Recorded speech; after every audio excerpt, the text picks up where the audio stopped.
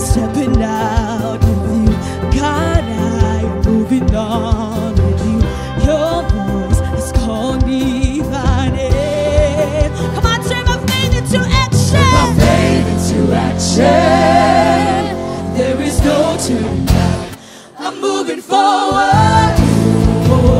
I'm stepping out into the unknown. With you I'm chasing after. With you I'm moving forward. I'm moving forward.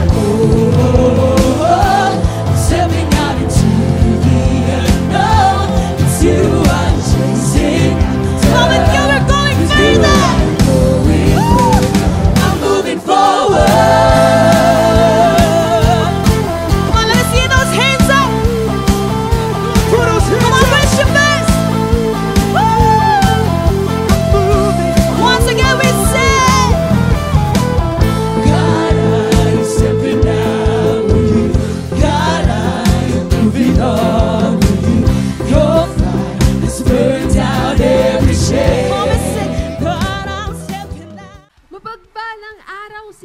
Fisher Mall family, at tunay nga po na tayo ay nagsama-sama na naman para pupurihin at sambahin ang ating Panginoon sa ating kalagitnaan. At ngayon, alam ko po na masaya ang ating mga puso dahil ma-encounter na naman natin ang presensya ng ating Panginoon. So ano po pong inaantay natin? Tayo po ay lahat na yumuko at manalangin. Panginoon, kami po ay lumalapit sa iyong paanan. Kami nga po ay iyong pagkalinisin, O Diyos, para kami po ay makalapit sa iyong matamis na presensya kahit kami ay nasa aming mga tahanan. Panginoon, kami ay nag-e-expect ng iyong presence, and Lord God, kayo po ang patuloy na manguna at sumama at matuwa sa aming mga babanggiting pagsamba sa iyong pangalan. Maraming salamat, Panginoon, sa iyo ang lahat ng papuri at pagsamba.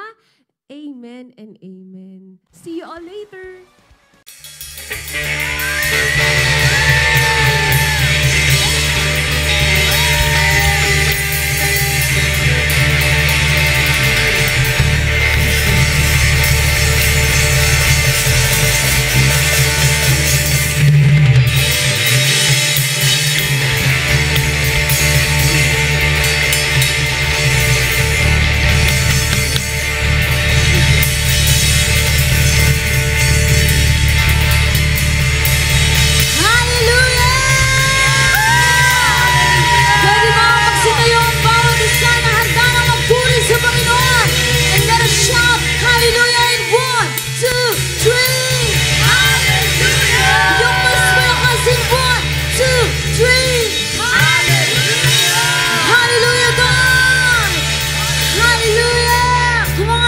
Pwede bang ipalakpak yung mga kamay na yan? Come on! Can I see those hands? Magabang masasabihin, masubok ang sa kanya ay tumingin, hindi na maligaw, magpalit ang mga mapapagkumbaba, at sa kanya ay umaasa. Narinig mo ba tuloy sa pagkahulika? Mga dalangin ay matibig, kapayapaan, hindi bili ang may kapal sa ating dasal. Natatanaw bagong umaga, ang Pasko'y sumagi, kumapit sa pag-ibig, pangako niyang hindi maging. Pwede bang itaas yung mga kamay na yan? Buksan mo ang liwanag, nadala ng tala, pag-asa sa kanya'y napumula. Nandito na ang Pasko, oh, oh, oh, oh, oh. Nandito na ang Pasko, oh, oh, oh, oh, oh. Come on, church! Nagbago man ang panahon, puro may dalago, pagmamahal hanggang ngayon sa ating puso. Ikalat mo ang kabutihan ng loob, yan ang kahulugan ng Pasko. Oh, ang Pasko'y sumagi, kumapit sa pag-ibig, pangako niyang hindi maging. Taas mo yung mga kamay niya. Buksan mo ang liwanag,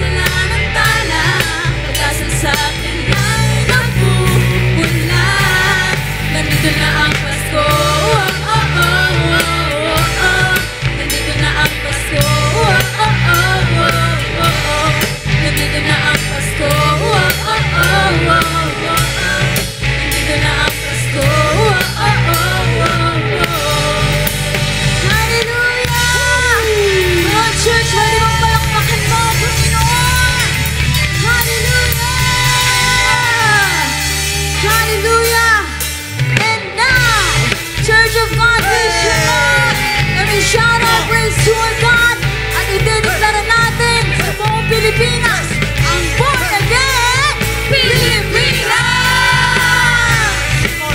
Come on, church! Di nalaman ang pag-ibig ng Diyos, binigay niya kanyang butong. Sino mang maniniwala ay hindi mapapahamak, magkakaroon ng buhay na walang hanggan.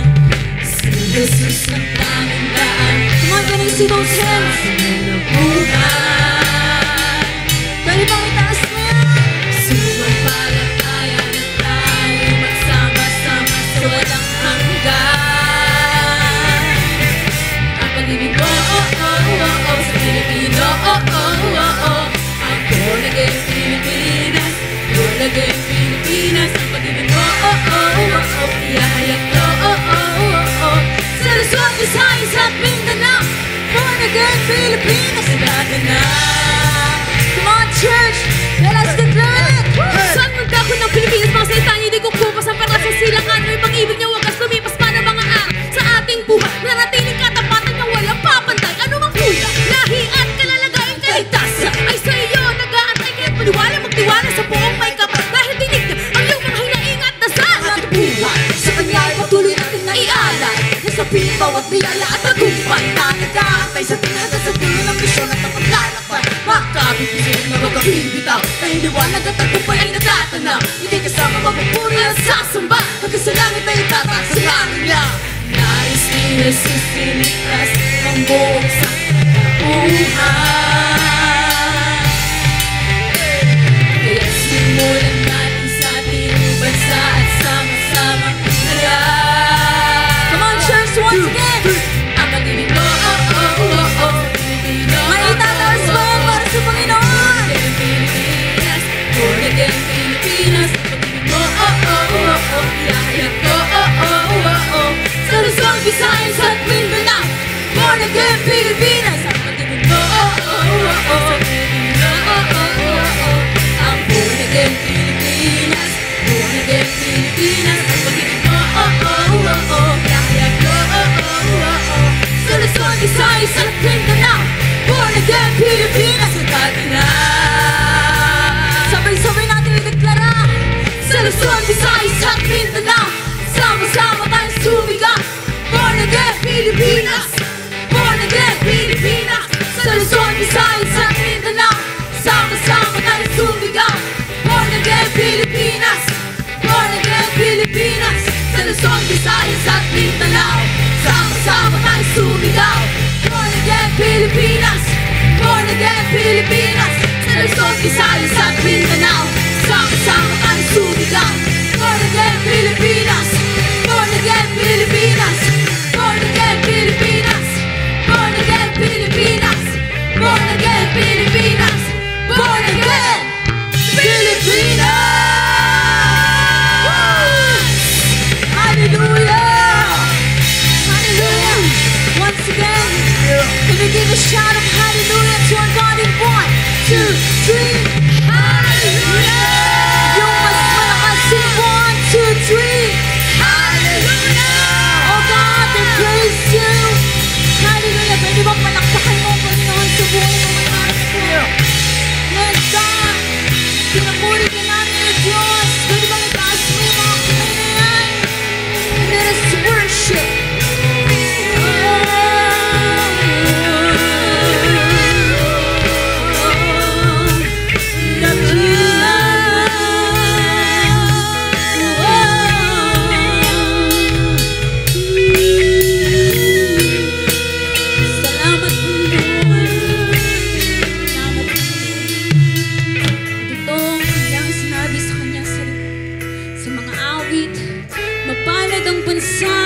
Na ang Diyos ay ang Panginoon, ang bayan na kanyang pinili sa ganang kanyang sariling mana.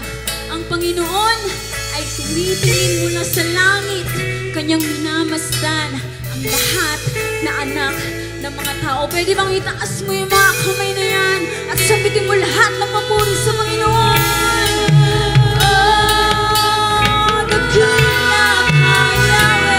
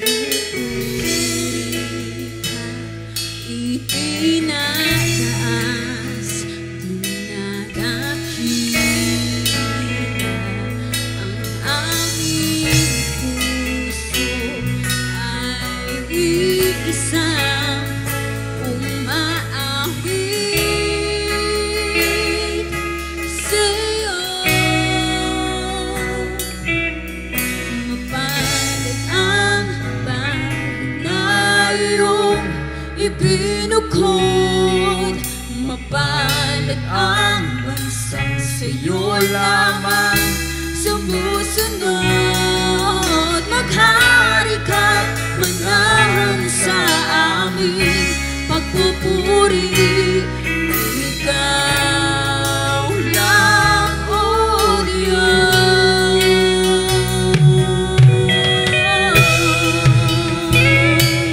Pwede bang itaas mo yung mga kamay na yan?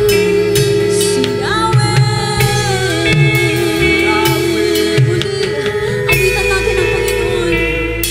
Si Yahweh ang tanging Diyos, may gawa ng lahat ng mabuti.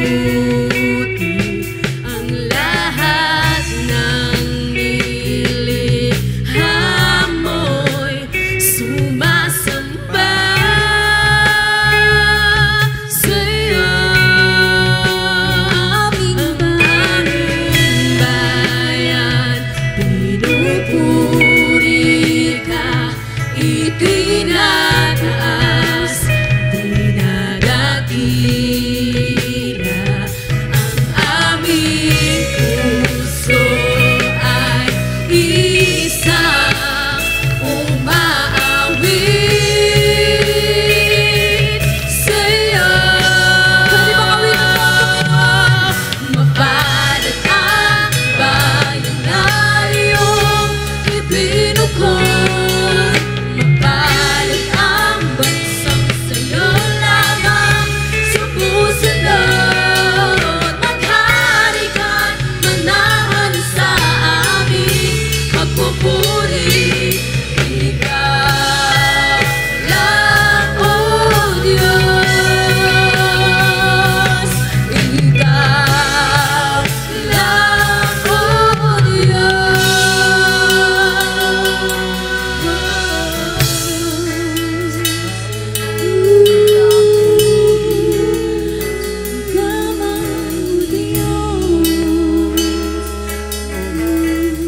Pwede bang itaas mo yung mga kamay na yan sa Panginoon? Hallelujah, Hallelujah. Pinupuri ka namin.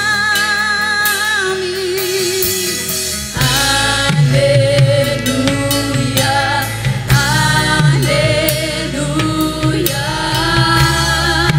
Pinupuri ka namin. Hallelujah, Hallelujah, Hallelujah. Pinupuri ka namin. Hallelujah, Hallelujah, Hallelujah. Pinupuri ka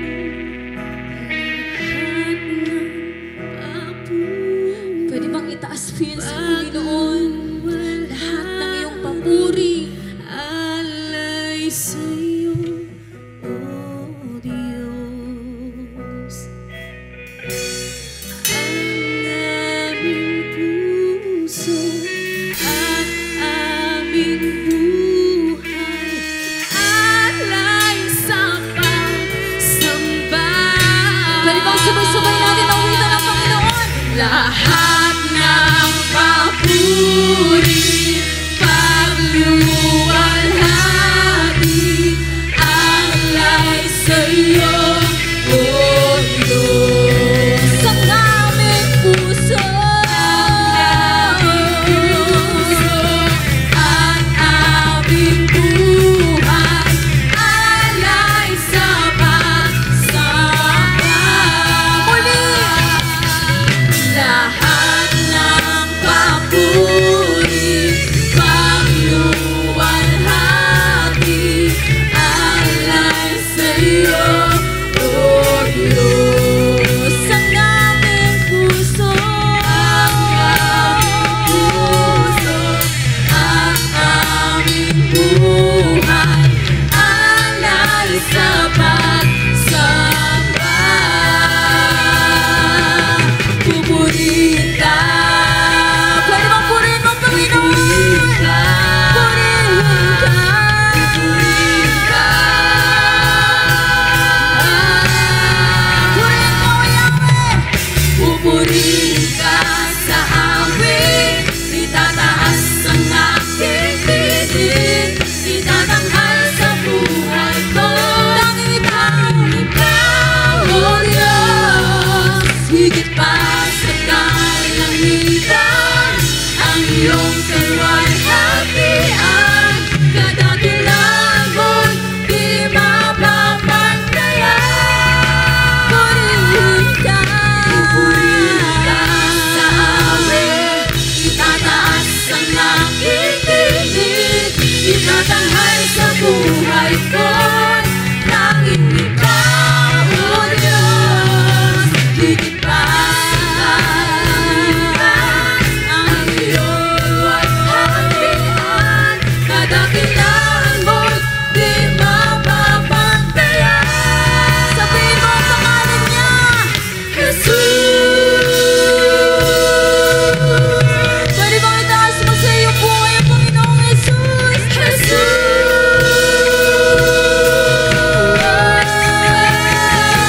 Ibigay mo ang lahat ng papuri sa Panginoon.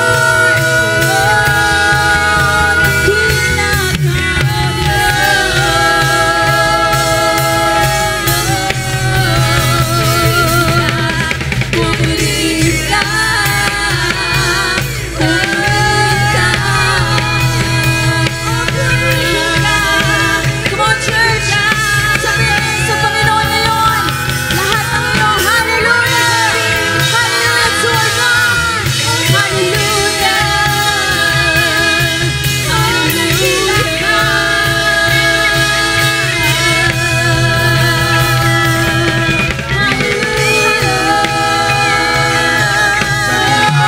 Pwede mo itaas mo yung mga kamay na yan sa Panginoon.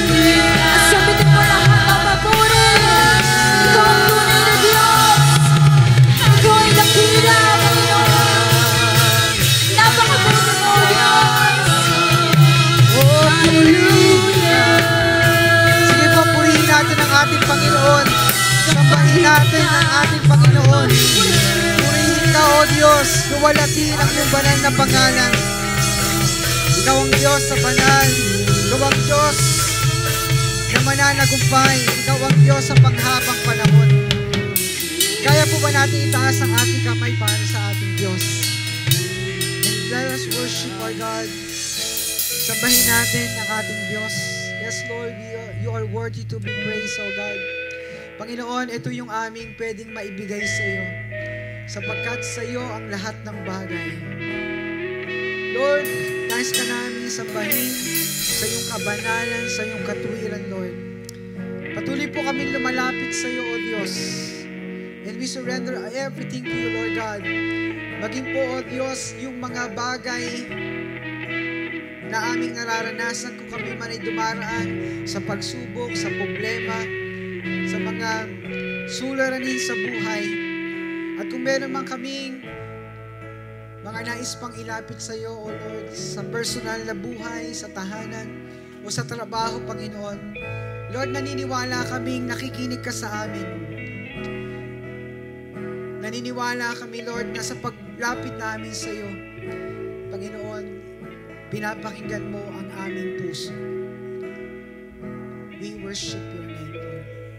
Naniniwala kami na hindi ka bingi, Panginoon. Kaya may katugunan ng panalangin namin.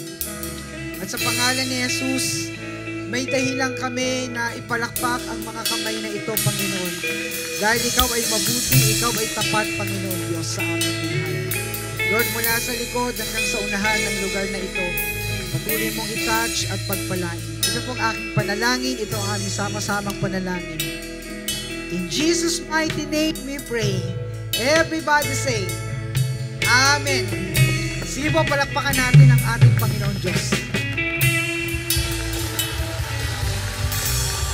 Magandang tanghali po sa bawat isa. Ay, magandang umaga po sa bawat isa. At nakalimutan ko po, gusto ko po kayong batiin po na Merry Christmas! Ayan, di ba po? Sige po, pwede ba natin palakpakan ng Panginoon? At tayo po ay nasa month na ng September. At ang Pilipinas po ang isa sa pinakamahabang nagse-celebrate po ng month of Christmas. Di ba? So sa atin lang po yun, no? Last Sunday po nakalimutan ko rin bumate. Kasi ang ating pong awitan ay Pasko, di ba? Nakikita niyo po yun? Na tayo po ay nasa panahon na ng Christmas season. Kaya ho, pakisabi sa katabi mo, ako ay masaya na makita kita.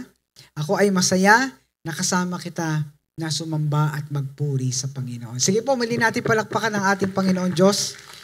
At sa mga bisita po natin, we would like to welcome you at kayo po ay mapagpala at pagpalain ng ating Panginoon. Sige po, tayo po yung magpapatuloy sa pag-uusapan po natin according sa ating pag-uusapan at sa salita ng Panginoon Diyos. So, ito po ang ating makikita. Sa panahon po natin ngayon, uso na po ang mga companies po na nag-merging po sila.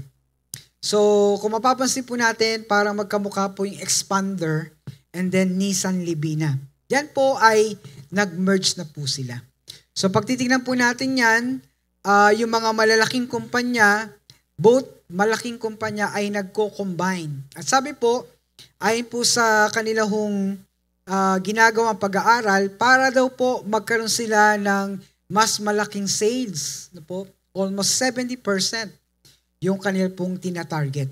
So another po, yan po yung Lexus tsaka po yung Toyota. So yan po ay magkaisa po sa kumpanya. So kung mapapansin po natin, bakit ganun po ang galawan ngayon? Kasi mas gusto po nilang mas lumaki pa. Di ba? So tingnan po natin uli. So yung Smart, TNT, and Sun. At yun po ay kasama po nila dyan ay yung PLDT. So ganun na po ang galawan po ng mga malalaking kumpanya. So gusto nilang lumaki pa at mas malaki pa. At ito po ang sinabi, ito po ang sabi nila, if you cannot beat them, buy them. So hindi mo kayang higitan sila, kung hindi mo kayang lampasan sila, bilhin mo na lang. Kaya po, yung iba po ay talagang nagme-merging. Ayan. So, ang ating pag-uusapan ngayon, ang pamagat po ay Plan Big. At pwede po ba tayo pong pumikit ng sandali? Tayo po yung mananalangin. Dear God, salamat pong muli sa pagkakataon na kami ay makapag-aral ng iyong banal na salita. At tinihiling ko po, Panginoon Diyos, na ang iyong banal na spirito ang magbigay sa amin ng kaliwanagan at turuan po kami upang rumesponse ng tama na may pananampalataya sa aming pong buhay kung paano ka kumikilos at gumagawa, Panginoon. Lord, hayaan mo po na mapagpalan mo ang bawat isa at higit sa lahat, Lord God, ang mensahe mo, Lord, ay ma-share po din namin sa mga taong nasa aming paligid. Pinupuri ka namin at tinadakila sa pangalan ni Jesus. Everybody say, Amen. Sige po, palakpakan natin muli ang ating Panginoon. So, ituloy ko po yung ating pinag-uusapan at tayo po ay magbabasa in Psalms 24. At ang sabi ho dito, sabay-sabay po natin basahin. 1, 2, 3. He will grant you your desire, your heart's desire, and fulfill all your plans. Po. So ito po yung sinabi po ni King David sa kanyang sulat about po sa Salmo. So ang Psalms po, ang almost half po dyan, ang sumulat ay walang iba kundi si King David. So tingnan po natin ang short background. Si King David po noon ay ang kanyang desire ay idepensa to defend the people of God and to the kingdom in the covenant with God.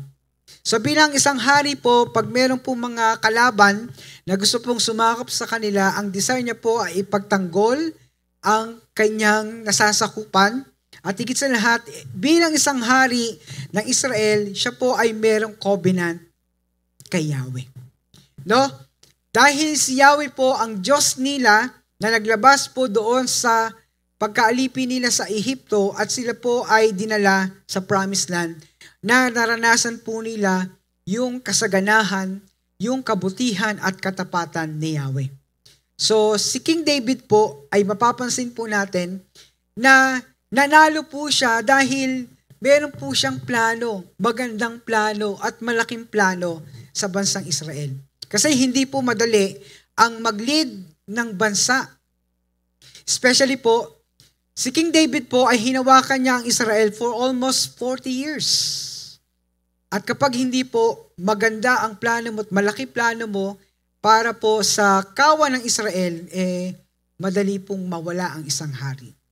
So, pangalawa po na ating makikita, according po sa background, Jesus also has a big plan to conquer death to give us abundant life. So alam niyo po, planado po ito. From the Old Testament, ito yung Genesis chapter 3, verse 15, ito po ang binitawan ni Yahweh. Nung nagkasala po si Adan at si Eva, ito po yung kanyang sinabi sa ahas. Darating ang panahon na merong wawasak, aapak sa iyong ulo. At ito ho pala yung ginawa ni Jesus doon sa krus ng Kalbaryo. Aapak at sisira sa lahat ng ginawa ng kaaway sa tao. Kasi from the creation pa lang po, maganda na ang plano ng Diyos, pero nagkasala sila, kaya po nawala po yung relasyon nila kay Yahweh. Pero yung plano ng Diyos napakalaki hanggang ito po, ibigay ng Diyos Ama ang Panginoong Jesucristo. Sa ngayon po mga kapatid, nangyari na po ito nung first century at ngayon po yung mga sumasampalataya kay Jesus, sila po'y nakakaranas ng abundant life. Ibig sabihin po mga kapatid, hindi mo na kailangang magpenitensya, hindi mo na kailangan pong magpakasakit po, saktan ang sarili mo, hindi mo na kailangan lumuhod sa simbahan mula entrance hanggang papunta sa altar. Bakit po? Kasi may gumawa na nun, walang iba kundi si Jesus.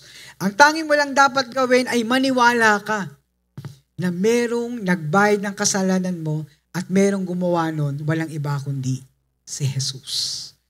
And then, ito po yung plano ng ating Ama na nasa langit. Our Father has a big plan to rescue the humankind through our Lord Jesus, and He died on the cross. So kung wala pong malaking plano ang Diyos from the creation, mga kapatid, ang tao po ay pupunta sa impyerno. Kung wala hong maganda at malaking plano ang Diyos sa tao, ang tao po ay mas lalong mapapalayo sa relasyon niya sa Diyos. So gumawa na po ng paraan ng ating Ama na sa langit, pinadala niya. And God said, "For God so loved the world that He gave His only begotten Son, for those who believe in Him should not perish but have everlasting life." So kaya po, tingnan niyo po ang inyong katabi. Sabi mo sa iyong katabi, gising ka pa ba? Ayan. At sabi mo sa iyong katabi, ikaw yung katunayan na kaya ka nandito na mahal ka ng Panginoon. Tingnan niyo po yung katabi niyo. Baka nakapikit na ang mata, humihilik na yan. Yeah? Diba po? So, we are here today because minahal tayo ng Panginoon. Sige po, palakpakan natin si Jesus. So, yung plan big ay makikita po natin na maganda ho pala na tayo po ay magplano ng mas malaki pa. Kung ikaw ngayon ay merong plano sa buhay at nabigo, mas maganda po na humakbang muli. So, alin niyo po, binigyan ko po ito ng acronym, yung Plan Big, yung letter B, letter I, and letter G. So, ito po yung tinatawag po na bold vision. Para makapagplano ka po ng mas malaki, at alin niyo po mga kapatid, ang will ni Lord, magtagumpay ka. Sino po naniniwala doon? Gusto ni Lord na magtagumpay ang negosyo mo. Gusto ni Lord na magtagumpay ka sa pamilya mo. Gusto ni Lord na magtagumpay ka bilang Kristiyano. Ito po, dadaan lang ho tayo minsan sa testing, pero ang punot dulo, gusto ng Panginoon magtagumpay tayo kasi yun po yung destino po ng Lord sa buhay natin. So, 2,000 years ago, tayo po ay mananagumpay na.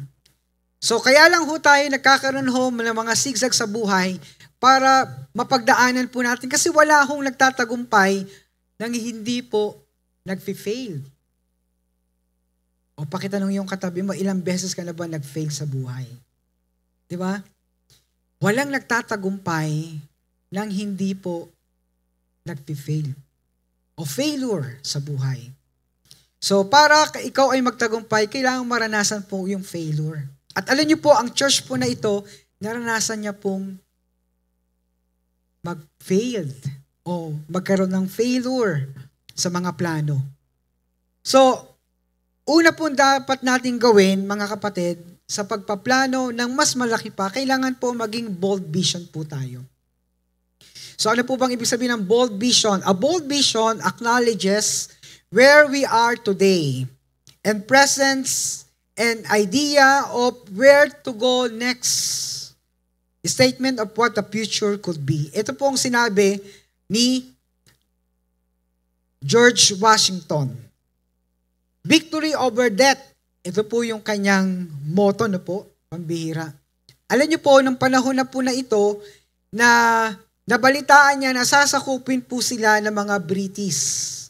Pero alam niyo po, siya ay tumayo bilang tagapagtanggol ng US.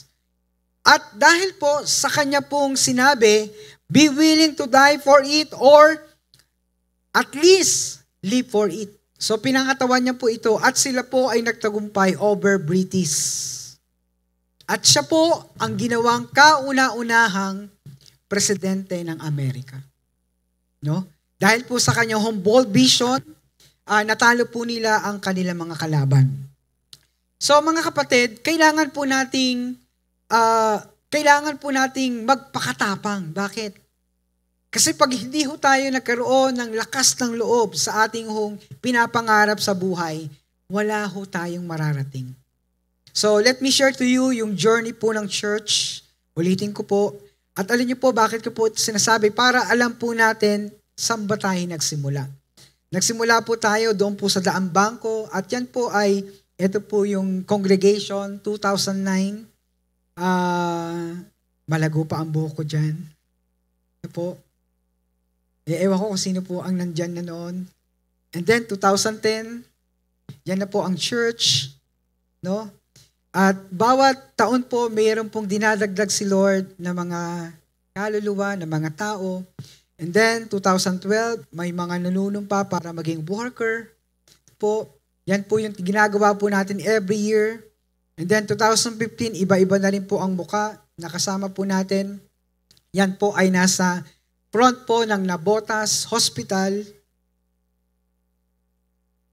And then, another 3 years, yan po ay sa Jollibee Nabotas. So tingnan nyo po, no, every other years, 3 years, meron pong another journey ang church. At iba, parami na po ng parami. Pwede ba natin palakpakan si Lord? So yan po yung ating nilalaban para po magkaroon ng direction ng church. Kailangan po merong bold vision. No, and then 2019, tayo po'y nandito and that is the miracle ng Panginoon Diyos. Ayan. Sige po, palakpakan po natin muli ang Panginoon. At hanggang ngayon po, nandito tayo. Praise the Lord. Diba? At next year, magpa 5 years na po ang church. At kaya po mga kapatid, kailangan po tayo maging magkaroon po ng bold vision. Bakit po? We have another dream. Kasi po, pag hindi tayo mangangarap muli, alam niyo po mga kapatid, hanggang dun na lang tayo.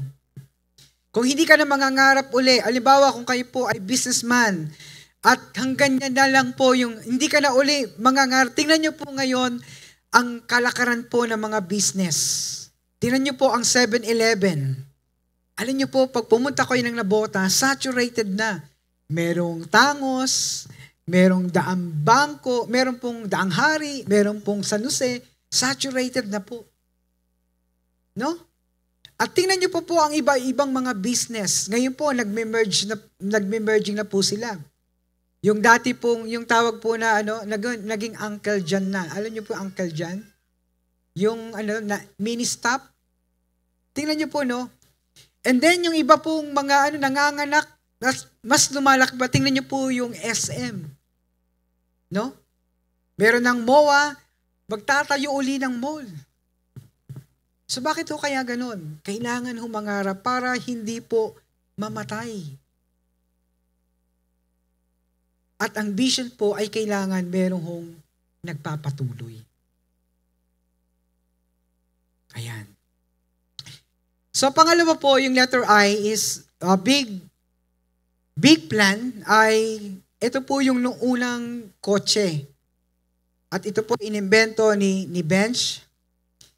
A patent motor car, a person who introduces new methods, ideas, or products.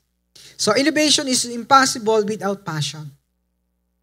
So tayo ho pala mga kapatid, ang nakikinabang sa mga invento ho ng mga unang mga tao. Kagaya niyan, no, yung Wright brothers. Kung wala po silang inimbentong aeroplano, ngayon po, grabe po ang travel ng tao. Milya-milya, at ngayon po nakikinabang po tayo sa ating henerasyon. At alam niyo po mga kapatid, sila po ay wala na sa mundo, pero nakikinabang pa rin tayo. Tingnan niyo po ang kotse na ito yung simula, yung gas, yung una pong gas na kotse. So, powered by gas engine, si Carl Benz. Noong 1886, ang una hong imbento ng gas car. At ngayon po, na-develop po siya, no? At sabi po, ito po ay kino-convert na sa electric car. Ayan, tingnan po natin electric car. At ang nag-imbento po niyan ay walang iba kundi si Elon Musk. So tayo pong nakikinabang sa mga nag-i-innovate, meron pong nag-a-upgrade, no? Nag-iimbento, nagbibigay uli ng pagkakataon ng ang panahon ay nababago. Andiyan pa ho ba tayo? So sa panahon po na nababago, ano kaya ang dapat maging reaction po ng church? So kaya kailangan ho pala, meron din tayong gawing pagsabay sa panahon. Hindi ho para ho makipag-compromise. Kaya ho mga kapatid, naalala ko noon, 90s, 80s, uso po yung, ako po'y laging nakabarong. Kasi po tatay ko po magaling po siya magtahi ng mga barong. So, lagi po ako merong barong. No? Nakita ko, alam niyo po ba na sa COG, ito pa ho ay hindi pa ho uso yung mga ganitong pananamit. Hindi ka pwedeng magsuot ng pantalon na butas-butas kasi nga makaluma, traditional. Pero alam niyo po, isa po sa nag-influence po sa COG, walang iba kundi si Pastor Anthony, our national overseer. Na ang dapat po ay mangyari ay magkaroon ng innovation. Magkaroon po ng lights ang church kasi ang akala po ng marami, ang mga kumukutitap ay sa mga bar lang. Kaya pag hindi ka bukas sa panahon natin ngayon, mahirap lumago. Mahirap abutin yung mga kabataan ngayon kasi hindi natin maintindihan. Dati po ang ating nilalaro, sino po dito nakaabot yung family computer? Sino po dito ang nakaabot noon, di ba? Kami mo meron noon. Masaya na ako noon, naglalaro ng Mario. Ngayon ang dami. Di ba? Iba't iba pong at iba-iba ang mga nilalaro ho ng mga kabataan ngayon. At tingnan nyo po, kakaiba yung mga design, kakaiba po yung mga tawag na ito, application. hindi na po pwede rito yung Windows 98 kasi naabutan ko noon nung ako'y nag-aaral po sa EARN. Windows 98, 95. Sobrang bagal noon. Ngayon nga po, yung i3, i5, ayaw mo nang gamitin. Bakit? Nababagalan ka ngayon. So, we need to innovate, mga kapatid, sa pananamit, sa church. At ito lang po ang maganda sa atin ngayon. Sumasabay po ang church sa panahon. Kasi alam niyo po, ako po ay nagpapasalamat sa Panginoon kasi meron po akong nabasa na Aqua Church. Halimbawa, ito po yung Wave.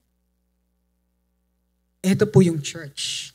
Ang church daw po ay dapat mas mataas po siya sa wave. At kung saan po yung wave, sa panahon po, sa future, andun po dapat ang church. Tingnan niyo po ngayon, ang church po ay nasa city. Ito po yung modern time ngayon. Ang church po ay nasa cinema. Alam niyo po mga kapatid, malaki po ang pagkakaiba ng growth.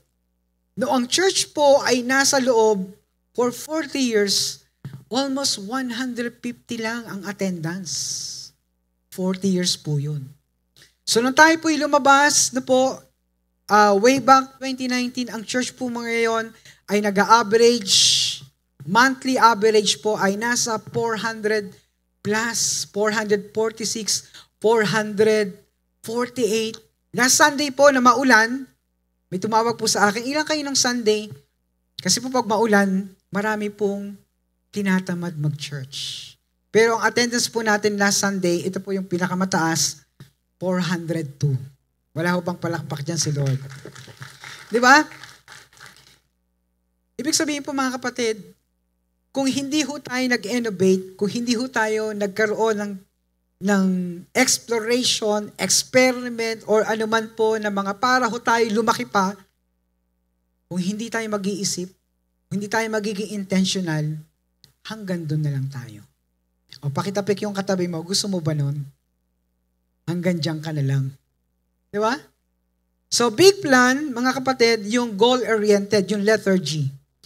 Ang goal-oriented means focus on reaching or completing specific tasks to achieve a planned outcome. So, meron pong tinatawag po na goal. So, kapag ikaw po ay nagpa-plan po ng big, kailangan meron kang goal. Diba? Kung ikaw po ay nangangarap na magtapos ng pag-aaral, itong taon na ito, dapat tapos na ako. Dapat may trabaho na ako. Bakit po natin yun pino-forecast? Ang tawag po na sa management, pino-forecast.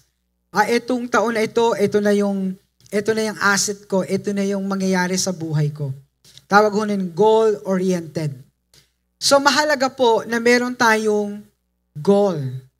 Especially po, i-forecast natin, isabihin natin, itong taon na ito yung mangyayari sa church. At ang goal-oriented po, ang goal po ng COG Philippines ay maging born-again Pilipinas. So nakakatuwa dahil alam nyo po, ako po ay natutuwa at pinost ko po yan sa FB ko. Kasi ito po ay hindi po ipinagmamalaki ko, kundi po ito po ay isa sa mga dapat po nating, sabihin po nito, i-praise para sa Panginoon. Kasi anuman po yung pinakanta doon, sa General Assembly, sa further, ay pinapakanta natin ngayon.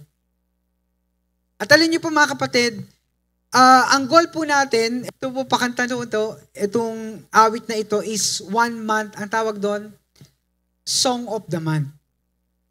Para ho, yung mga bata pa lang, yung mga youth, meron tayong goal. We want to declare a born-again Pilipinas. Kaya ho nandito tayo sa city. Marami ho tayong gustong abutin para sa Panginoon. At ito po ang report ng outreach, almost 1,000 souls accepted Christ. Wala ho bang palakpak dyan si Lord? At pakisabi sa katabi mo, 1,000 na lang uli. Di ba? Kung wala tayo hong ginugol, wala hong mangyayari sa church. Pwede palang mangyari yon na sa 1 taon, 2 taon, 1 taon, Merong ma-born again, 2,000 ang ma-born again. Ito man ay pumasok sa church o hindi. Basta makapag-share ka. Ito man ay bisita, mag-retain sa church, mapatanggap mo sa Panginoon. Praise the Lord. Kasi po mga kapatid, meron tayong ginugol, a born again Pilipinas. At someday, yung mga tinanim mo, magbubunga yan. Wala na tayo sa mundo pero may magpapatuloy. May magsishare. May maglilingkod sa Panginoon. May magpa-plant church. Amen ho ba ron? Kaya po mga kapatid, tayo po ay nangangarap ng mas malaki. Tayo nagpaplano ng mas malaki. Bakit po? Kailangan mo palang mangarap kung ikaw ay merong asawa, mangarap ka ng mas malaki sa pangarap mo ngayon. Sa pamilya mo. Sa marriage life. Sa iyong mga anak. Sa iyong children, in your finances, hindi habang panahon na wala kang pera. Hindi habang panahon, ay ang hirap-hirap naman namin. Pag hindi ka nagplano na lumaki, hanggang diyan ka na lang. Pero ayaw ng Panginoon yon kasi gusto ni Lord, yung inihanda niya sa atin, inihanda niya sa iyo marating mo. Kasi hindi maramot ang Panginoon. Amen ho ba ron? Sige po, palakpakan natin si Lord. So, kung ikaw po ay nagnanais yumaman, maraming kabataan gustong yumaman, mga kapatid, hindi masama yun. Gusto ni Lord na mangyari rin yun sa buhay mo, pero, mga kapatid, mangyayari yun kapag nilakihan mo pa ang iyong pangarap sa buhay. Nilakihan mo pa ang plano mo sa buhay. Especially po, mga kapatid, yung plan po natin na maging big po yung ating integrity, yung influence. Alam niyo po mga kapatid, sa leadership ngayon sa ating panahon, bibihira na lang po ang leader na may integridad. Planuhin po natin na mas lumaki pa ang ating integridad. Amen ho ba ron? At higit sa lahat, planuhin po natin na mas lumaki pa yung ating godliness.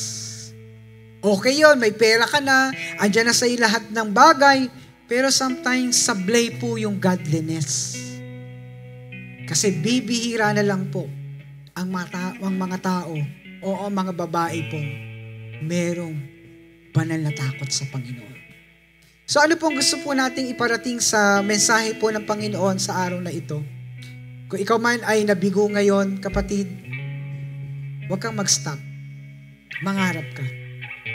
Kung ikaw man ngayon ay nagbukas ng business, na bankrupt pa yan dahil ng pandemic, tumayo ka. Magplano ka muli. Hanggat may hininga, hanggat may lakas. At gusto ko pong sabihin sa inyo, mga kabataan, huwag kayong matakot na makipagsabayan sa mundo. Ang yung skills, ang yung talent, ang mga gift na binigay sa inyo ng Panginoon, huwag kayong matakot na makipagsabayan. Bakit? Kasi gagamitin ka ni Lord sa iyong henerasyon. Sino po gusto nun? So nasa henerasyon ka na, meron kang skill, meron kang talent, ano pong ginawa mo? Nahihiya naman ako. Alin niyo po mga kapatid, yung mga ginagamit ni Lord sa panahon natin ngayon, yung mga matatapang, pero hindi sila nakikipag-compromise. Kaya po ako po ay masaya kapag meron kong nagtayo ng business, may nagtatayo ng business at sa kanya pong sinasabi, sinasabi niya na kung sino ang gusto magkaroon ng franchise, maganda ho yun. Kasi nangangarap ka na lumaki. Amen? At kung ikaw man po ay nagtayo ngayon ng small business, hindi lang po yan ang pangarapin mo habang panong ganyan ka. Pangarapin mo pang lumaki. Kasi mga kapatid, pag hindi mo pinangarap na lumaki, hindi ka makakarating sa destiny na binigay ni Lord sa buhay mo. Tingnan niyo po ang inyong katabi at sabihin mo sa Kanya, naniniwala ka ba na malaki ang iyong Diyos? Amen? Malaki si Lord. Sige po, palakpakan natin ang ating Panginoon. Hallelujah. At kapatid, kung ikaw po ay nagsisimulang mangarap, o kung ikaw ngayon ay nangarap na at narating mo na yung pangarap mo, why not mangarap kang muli? para sa kaluwalhatian ng ating Panginoon. Inanyayahan ko po kayong tumayo. At kung kayo po ay nasa panahon ngayon na medyo nagugulo ang inyong kaisipan, medyo may pag-agam-agam, tanggapin mo ang salita ng Diyos. Hindi aksidente na ito ay iyong narinig. At kung iyong tinatanggap ang salita ng Panginoon ngayon ng buong puso, kapatid, inaanyayahan kita. Move and walk with faith with the Lord. At sabihin natin sa Panginoon, kailangan kita. Sa pangarap ko sa buhay, sa pag-move ko, kailangan kita. Inaanyayahan kita, kapatid. And we will pray today. We will pray.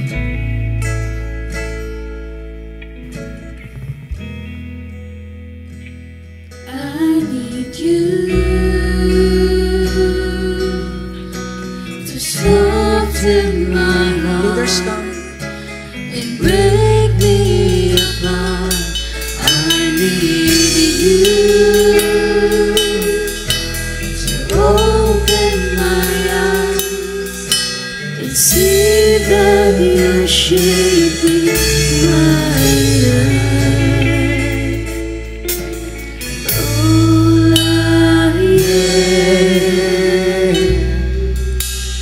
I surrender.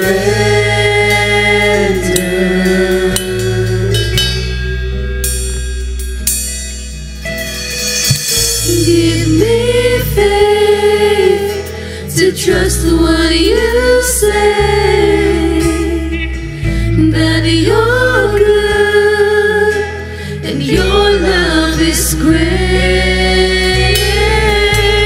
I'm broken inside, and I give you my life.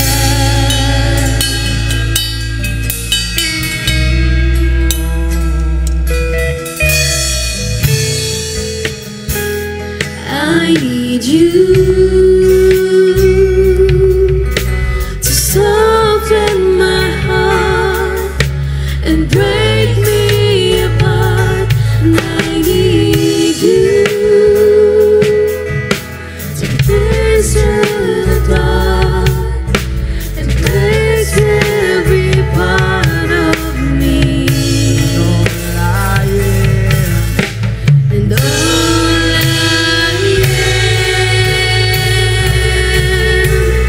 I surrender.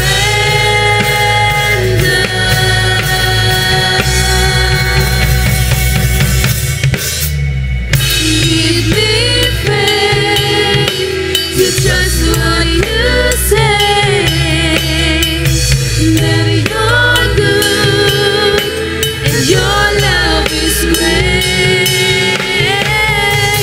I'm broken inside, and I give you my life.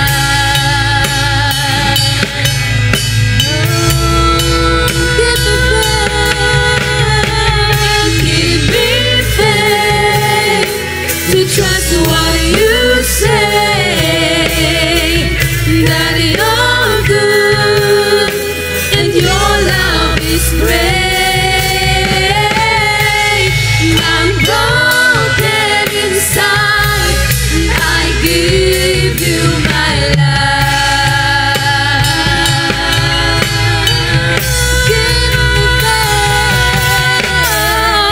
Give me faith to trust what you say, that you're good and your love is great. And I'm broken inside, I give you my life.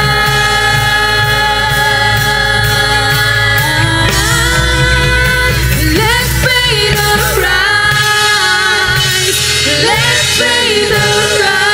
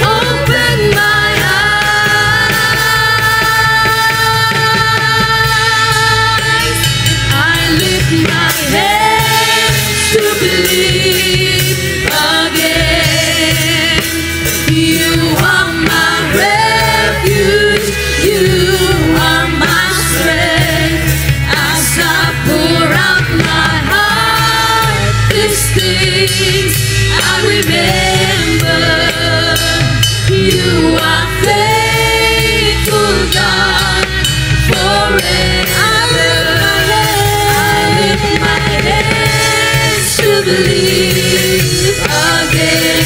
You are my refuge. You are my strength. As I pour out my heart, these things I remember. You are faithful, God, forever.